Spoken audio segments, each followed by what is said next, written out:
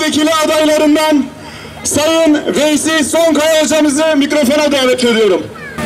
Bismillahirrahmanirrahim.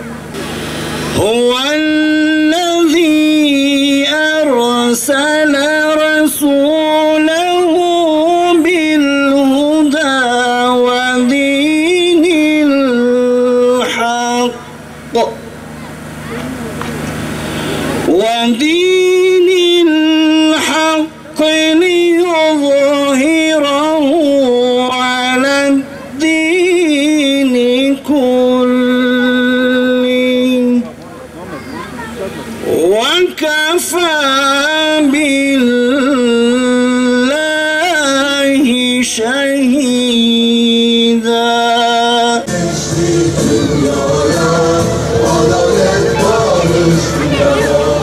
Hüdapar meclise, Hüdapar meclise.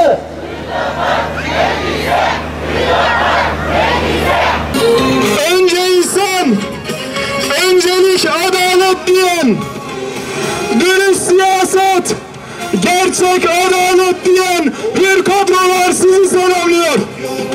Hüdapar, adalettir ebedi, her ölçüde Hüdapar, dürüst siyasetiyle, ilkeli duruşuyla, kararlı tavırıyla, umudumuz Hüdapar, umudumuz Hüdapar. İn tansurullaha yansurukum. Ve dave Ali kariya dini Khuda dike jubuyi havi Rabbi aleme Ali kariya khwe yardıma khwe nusreta khwe elhamdülillah liser ve dave şandiye İro liser riyarde dinava bajare Türkiye'de Edirne hatta Hakkari Sinop'e hatta Hatay'e un bavar bikin Eko bajar digere, eko kaza digere, eko derece tamam partiya destek u raya dixwaze munzaribin Hüdapar'e. Şu siyasi partilerin içinde bulunmuş olduğu çıkmaza bakın. Şu sloganlarına bakın. Birisi değiştir diyor.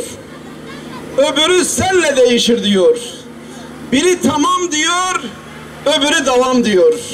Millet şaşırmış. Ne yapacağını bilmiyor. Her birisi bir yönü gösteriyor. Peki doğrusu ne? Soruyorum bir daha. Doğrusu ne? Bir kez daha. Şu adına duysun. Doğrusu nedir? Elbette ki doğrusu Hüdapar. Zira Hüdapar'ın programı İslam'ı, Kur'an'ı referans alan bir program. Dolayısıyla şu halkın maneviyatıyla, şu halkın değerleriyle örtüşen bir program. Biz herhangi bir partinin alternatifi değiliz.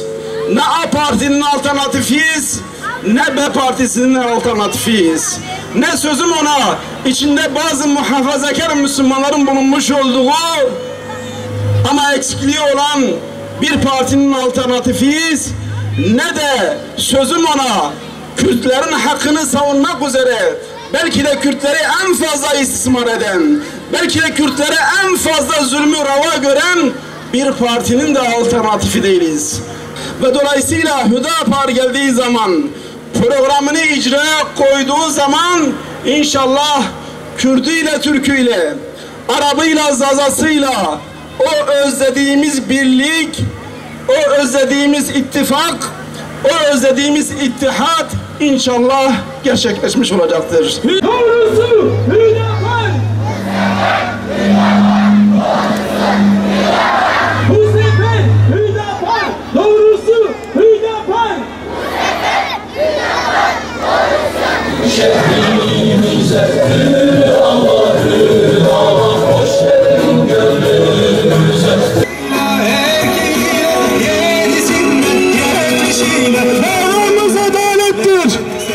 Davamız hürriyettir. Davamız insanlığın kurtuluşudur.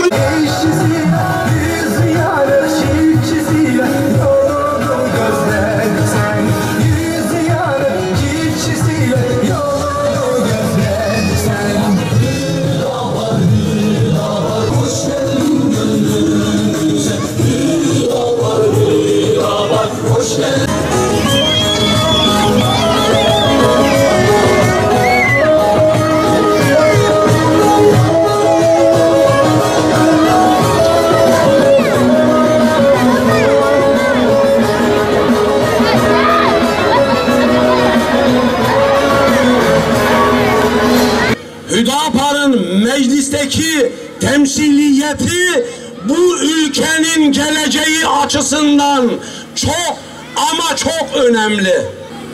Aklın, neslin, dinin, canın, malın korunması için illaki Hüdapar diyoruz.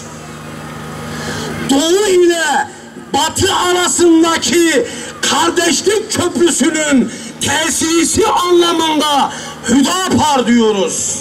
Hüdapar bu ülke için, ümmeti Muhammed için, halkımız için bir sigortadır diyoruz. Hüdapar'ın ilkesi önce insan, öncelik, adalet. Hüdapar'ın meclise girmesiyle ilk zorlayacağımız alanlardan birisi acilen bir sivil anayasanın yapılması.